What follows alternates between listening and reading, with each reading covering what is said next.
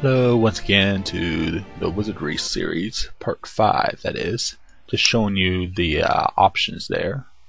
You can also change the color of the background along with the others shown there.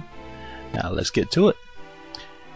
Now we're going to load our party that I made into our main outgoing source, and we shall hit the mage.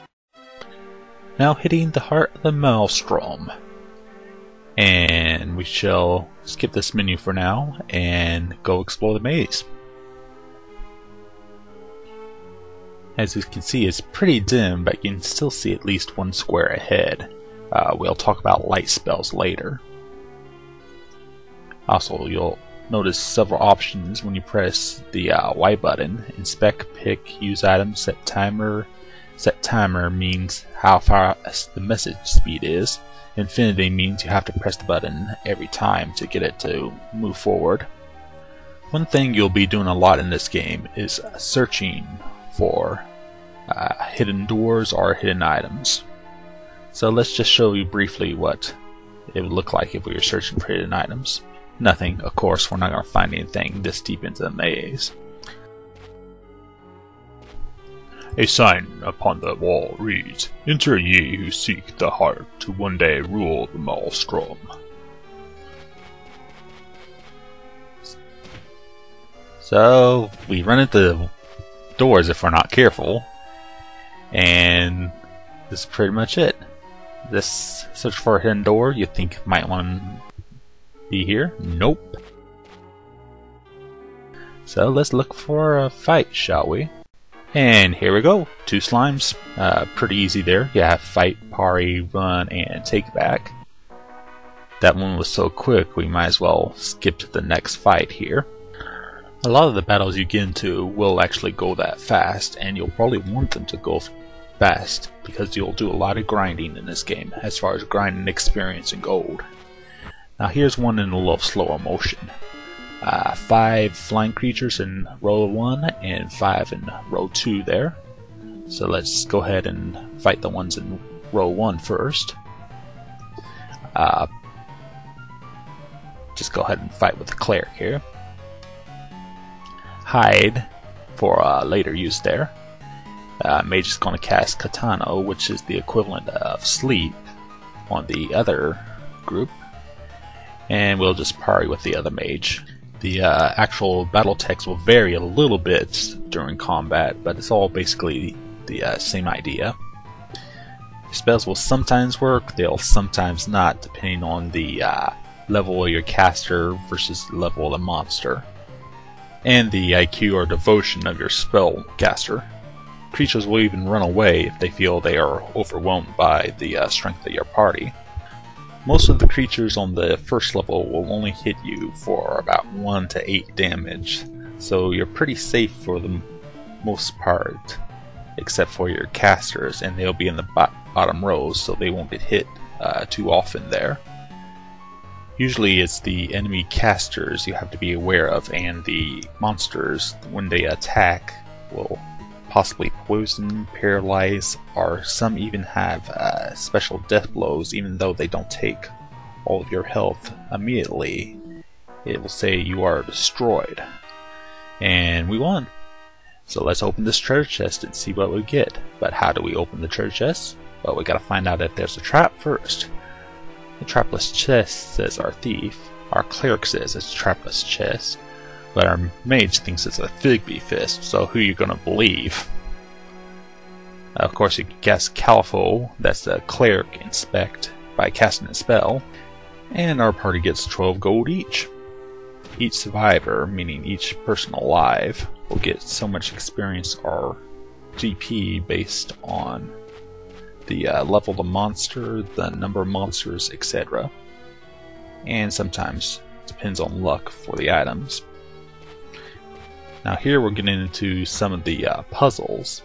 This is the first quest to find the orb that we apparently forgot. And no, this part's not a glitch, it's just simply a dark corridor which our light spells will not work in. So we can navigate through that fairly easily.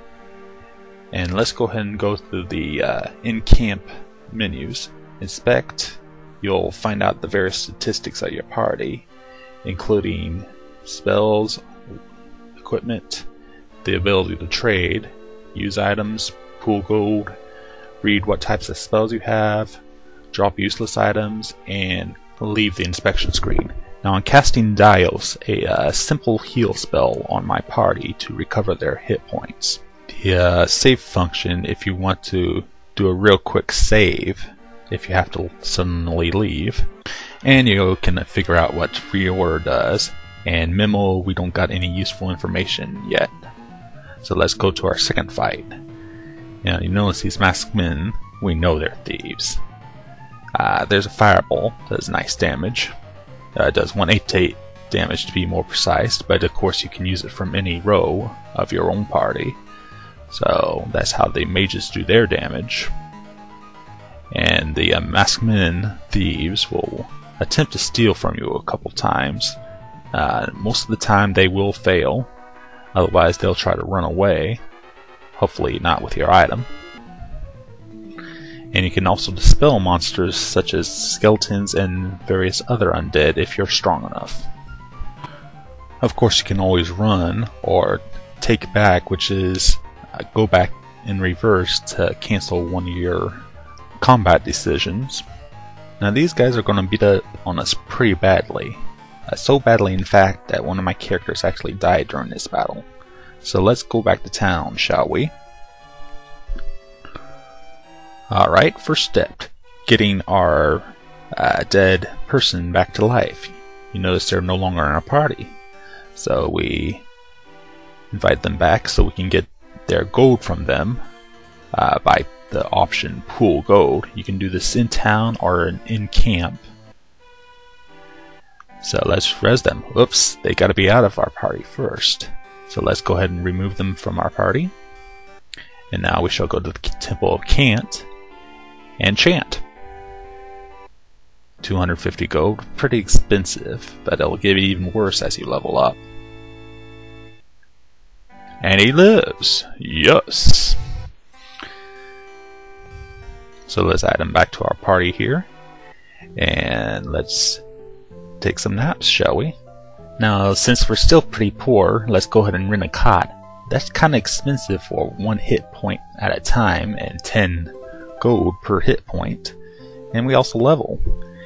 We gain 1 point in each of the statistics shown and 3 hit points. The hit points are kinda low for our level. You usually get around 8 to 12 hit points depending on how lucky you are. Not the in-game luck, but your actual luck. And you can always take a nap in the stables to see how far you are in the next level, or even gain the level.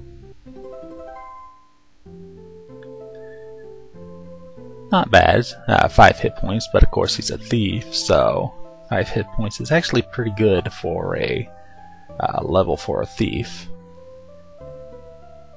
And let's see if our mage gains a level. Nope, not quite.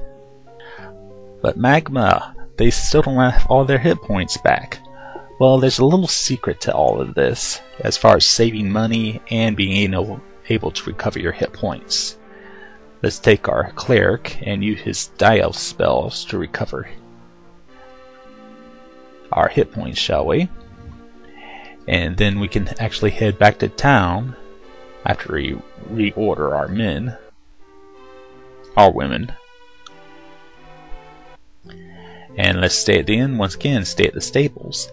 Now the stables will actually recover your magic points, so you can reuse those magic points as soon as you go back into the maze and recover your character's hit points from there. Just a quick tip. Makes it a lot easier, especially later on in the game.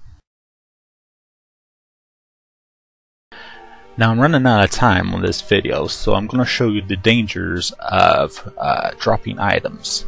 Of course you cannot drop what you already have equipped. However, if you have a random item or an unequipped item and you accidentally press the button, you see there's no "Are you sure you want to do this?" MagmaWK signing off. Look for part 3 soon.